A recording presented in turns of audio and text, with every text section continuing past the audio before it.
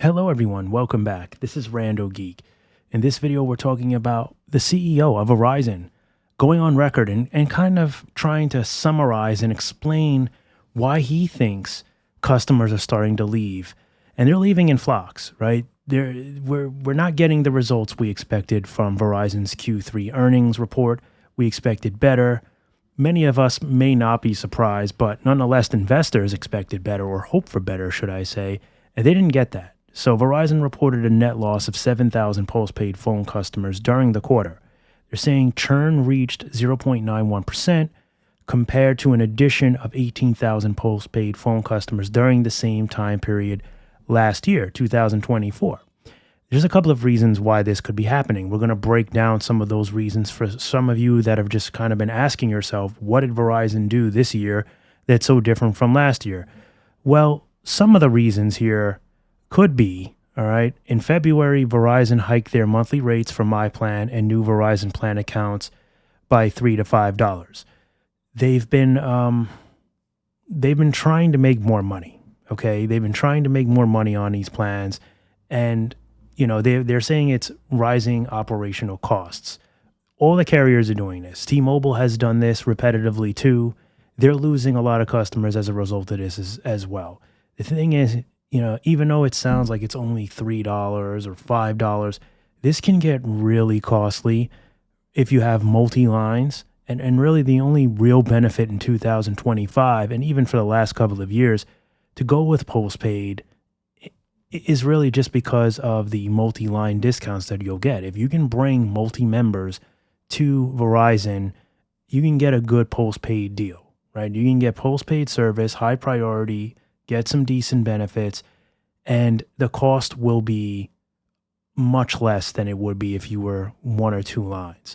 And that's really the only way postpaid seems to be affordable to me, and really the only reason it's worth it.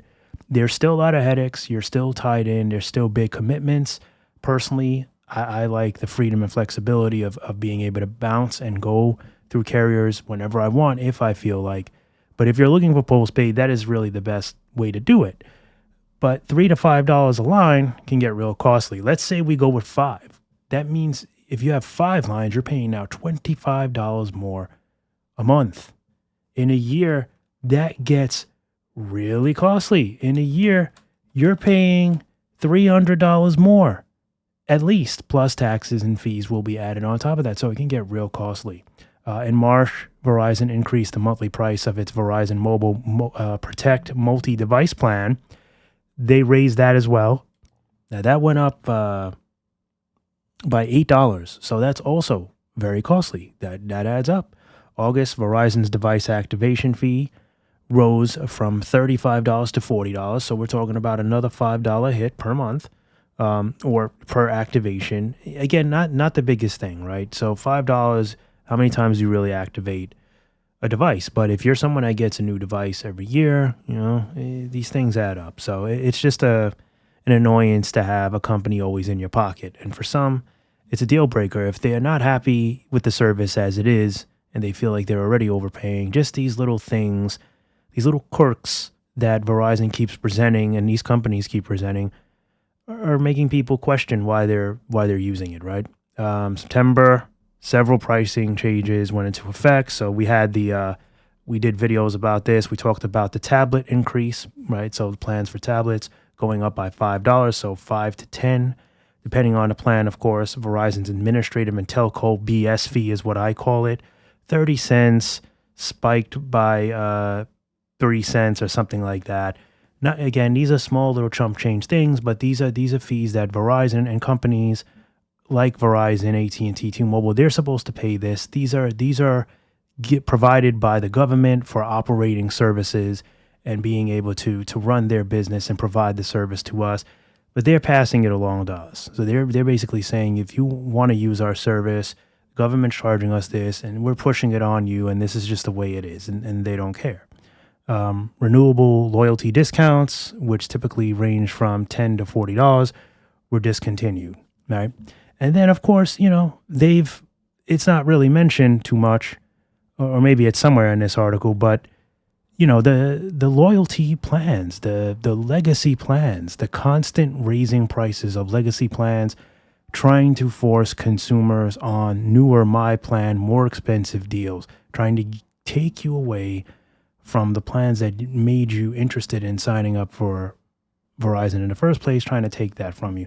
So these are things that have a lot of customers feeling less appreciated, and it's less desirable for them to want to stay on postpaid these days, especially when there's a lot of competition. You guys saw the Verizon versus Visible video. You know what I'm talking about. I mean, you can really get yourself a much better deal in 2025 going to the alternatives. There are certain requirements that you'll need. For you, sometimes the roaming you may feel is better with postpaid. The device deals might be a little bit better for you. And these might be deal breakers. And for that case, if you have multiple members on and you're getting yourself a solid savings every month on postpaid, then it's worth it for you. Remember, what's worth it to you is not always worth it to somebody else. But again, you have to find a plan that works for you. The pricing, the service, the benefits, all of that is a matter of opinion and to your desire. What I need is not what you'll need. And, that's why I say there's no wrong or right answer here. Like, I don't bash Verizon when I say this. I'm just kind of telling you what I feel, what I see. And I can understand why many will go to the competition. It's just too expensive. And it's not really worth it. It's not like you're getting, to me, like you're getting this such a great deal with Verizon postpaid today that it's worth paying so much. I can't justify paying $90 for their ultimate unlimited plan. To me, it's not enough. I can go to Visible Plus Pro, and you know what? To me, that is a solid deal. Paying less than half, taxes and fees all in, and I feel like I have a dynamite plan. My hotspot is killing it. The service feels great. But again, we're not trying to push any other plan here. I'm just saying this is why we're starting to see declines in postpaid. For the most part, I mean, they're still doing okay, but they're not doing what they want. Remember, they're projecting, next year and the year before, and they're starting to lose. So I think we're just going to see more price hikes, and that's why we got a new CEO at Verizon, hoping to try to change all this. So this will be real interesting, right? We got a new CEO at T-Mobile, hoping the same thing. We're gonna take a look at Verizon and T-Mobile a year from now, and we're gonna see, are things any different? Are they any different than they are right now, or are they better? Meaning, or did they actually get worse? So this will be real interesting. We got two new CEOs for two major, wireless carriers. So we'll see how this all pans out. That's pretty much all I want to talk about here. Interesting stuff here about how higher phone bills are impacting Americans. I'll drop a little bit of this and then we'll wrap it up. But they're saying the average cost of an unlimited data plan for American families is $244 a month. They're saying about 42% of Verizon, T-Mobile, and at&t customers have seen their phone bills inflate in the past year, which is 7% higher than average. Over 83.2 million U.S. households overspend on phone plans every year. And do you know why that is? Do you know who's overpaying for that? The ones that don't know, that are not educated enough to know that there's alternatives out there, that they could easily cut their bill in less than half if they went to Visible. Now, really, I'm not going to lie, like the phone deals are good with Verizon postpaid. That is one reason why you might consider a postpaid option from one of the big three. You can save a lot of money on the devices. We're starting to see better deals with Visible and the competition, but it's not as good as you would see with postpaid. So I'll give them that, and that could be why a lot of people are still sticking with postpaid and paying a lot, because they want the latest and greatest devices. We're going to see some changes, I feel, coming soon with that as well. I feel we already see it with Metro. They have pretty solid deals on devices. Visible has gotten a little bit cheaper. They are not the best deals with the phones, but they're getting a little bit better. I saw some deals for the Pixel 10 recently. They're coming down. So prices are starting to come down with them as well. I feel once we see more of that, I think we're going to see more churn with Verizon. Now, some of you have said, how long can these deals go on? How long can Visible stay this good?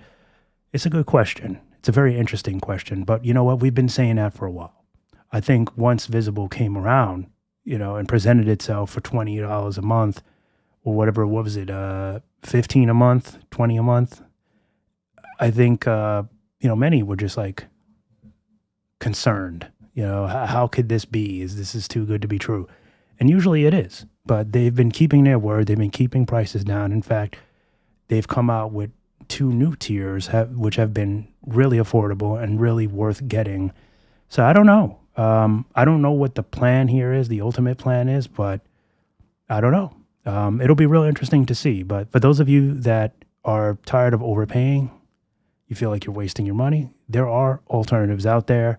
Visible, Total, US Mobile, they're all there. They all have deals. Sometimes US Mobile is running really good deals. Sometimes Total is running solid deals.